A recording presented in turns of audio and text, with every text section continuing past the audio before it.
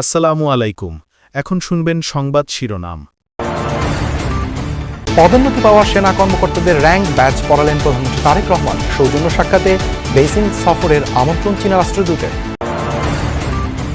মত করে দাবি আদায়ের দিন শেষ, বললেন স্বরাষ্ট্রমন্ত্রী। আইনি বাধ্যবাধকতায় 6 সিটিতে প্রশাসক নিয়োগ, জানালেন এলজিআরডি মন্ত্রী মির্জা ফখরুল। সম্পর্ক জোরদারের বার্তা নিয়ে পররাষ্ট্রমন্ত্রীর সাথে মার্কিন রাষ্ট্রদূতের সাক্ষাৎ। চলমান সংস্কার অব্যাহত রাখার আহ্বান ইউরোপীয় ইউনিয়নের। এতক্ষণ শুনছিলেন সংবাদ শিরোনাম, এবার বিস্তারিত।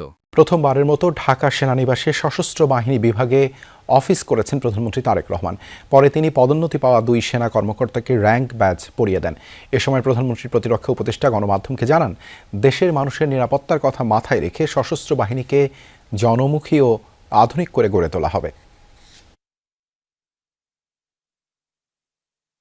সশস্ত্র বাহিনী বিভাগে প্রধানমন্ত্রীর কার্যালয়ে সোমবার সকাল 9টায় প্রথমবারের মতো অফিস করেন তারেক রহমান। এ সময় তাকে স্বাগত জানান সেনাবাহিনী প্রধান জেনারেল ওয়াকারুজ্জামান, নৌবাহিনী প্রধান অ্যাডমিরাল মোহাম্মদ নাজমুল হাসান এবং বিমান বাহিনী প্রধান air chief marshal Hasan Mahmud Khan. পরে প্রধানমন্ত্রীর সাথে শুভেচ্ছা বিনিময় করেন তারা। এদিন পদোন্নতিপ্রাপ্ত 2 সেনা কর্মকর্তা লেফটেন্যান্ট জেনারেল মীর মুশফিকুর রহমান এবং মেজর জেনারেল কায়সার রশিদ চৌধুরীকে র্যাঙ্ক ব্যাচ পরিয়ে দেন প্রধানমন্ত্রী।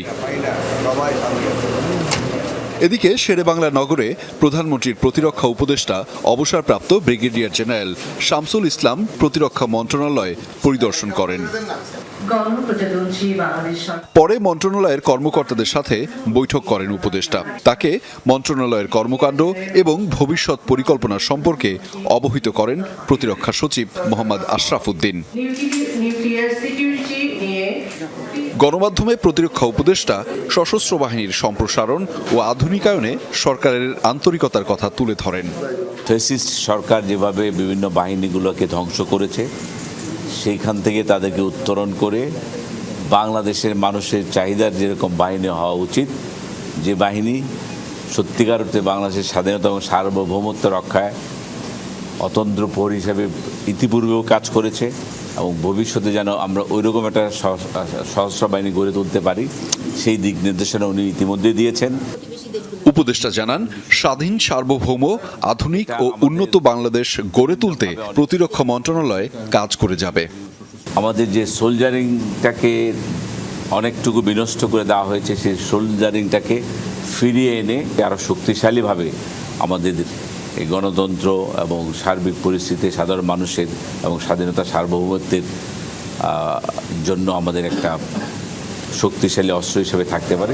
মধ্যস্বত্বভোগীদের দৌরাত্ম্য কমাতেই কৃষকদের জন্য কৃষি কার্ডের উদ্যোগ নিয়েছে সরকার। দুপুরে প্রধানমন্ত্রীর সভাপতিত্বে কৃষকদের সহায়তা দেওয়ার প্রতিশ্রুতি বাস্তবায়নে আন্তঃমন্ত্রণালয় সভা শেষে কথা বলেন কৃষিমন্ত্রী মোহাম্মদ আমিনুর রশিদ। জানান, দ্রুতই পাইলট প্রকল্প আকারে এই কার্যক্রম শুরু করবে সরকার। এর সাথে প্রধানমন্ত্রীর সাথে সাক্ষাৎ করেন চীনের রাষ্ট্রদূত ইয়াও ওয়েন। সরকার গঠন করায় চীনা প্রেসিডেন্ট তারেক রহমানকে স্বাগত জানান, সেই সাথে আমন্ত্রণ জানান চীন সফরের। নির্বাচনের আগে দেয়া কৃষকদের সহায়তার প্রতিশ্রুতি বাস্তবায়নে সোমবার সচিবালয়ে বসে আন্তঃমন্ত্রণালয় সভা।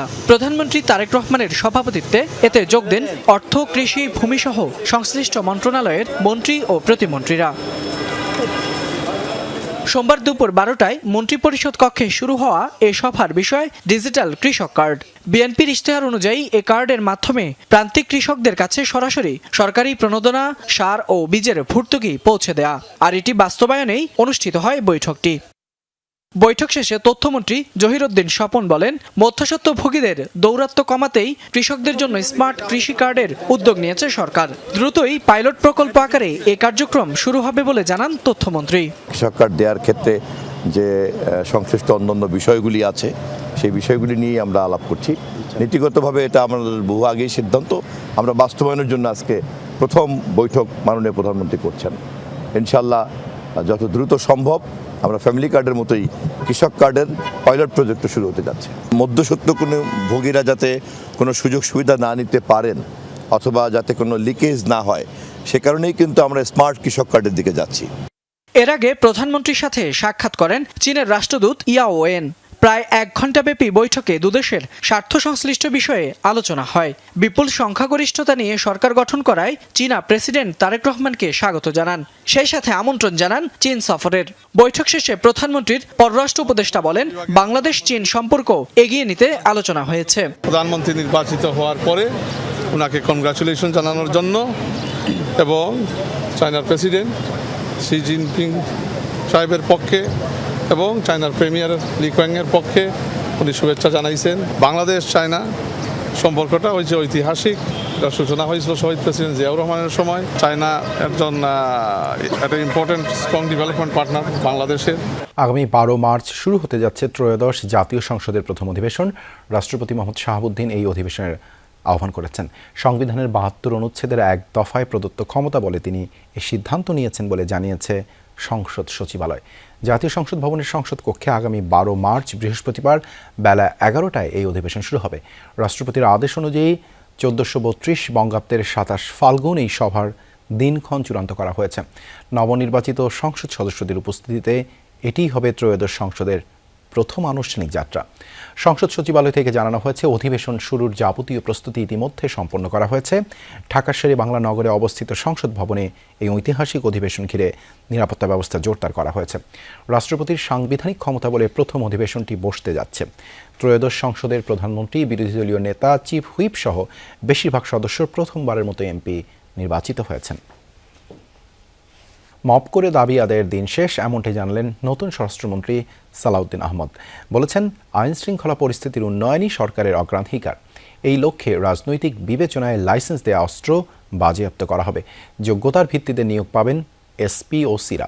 একই সাথে আওয়ামী লীগ আমলে পুলিশের বিভিন্ন পর্যায়ে নিয়োগ জালিয়াতি ও অনিয়ম খতিয়ে দেখা হবে বলেও জানিয়েছেন সালাউদ্দিন আহমদ। স্বরাষ্ট্র মন্ত্রণালয়ের অধীনে থাকা দপ্তর সংস্থার প্রধানদের সাথে মতবিনিময় সভা মন্ত্রী সালাউদ্দিন আহমেদের। সেখানে উঠে আসে দেশের আইন শৃঙ্খলা সহ সার্বিক পরিস্থিতি। দীর্ঘ প্রায় 2 ঘন্টার বৈঠক শেষে ব্রিফিংয়ে সিদ্ধান্ত জানান স্বরাষ্ট্রমন্ত্রী। বলেন, আওয়ামী লীগ আমলে রাজনৈতিক কারণে অস্ত্রের লাইসেন্স দেওয়া হয়েছে, যাচাই বাছাই করে সেসব লাইসেন্স বাতিল করা হবে। কনস্টেবল পদে নিয়োগ জালিয়াতি খতিয়ে দেখেও ব্যবস্থা নেওয়া হবে যেন ভবিষ্যতে অনিয়মের নিয়োগ বন্ধ হয়। এ সময় তিনি জানান, শূন্য থাকা কনস্টেবলের 2701টি পদে নিয়োগের সিদ্ধান্ত হয়েছে। ফ্যাসিবাদী সরকারের সময়ে পুলিশের বিভিন্ন পর্যায়ে নিয়োগের ক্ষেত্রে স্পেশালি কনস্টেবলের কথাটা বলেছি, স্থায়ী ঠিকানা জালিয়াতি করে অনেক জায়গায় নিয়োগ টিয়োগ হয়েছে।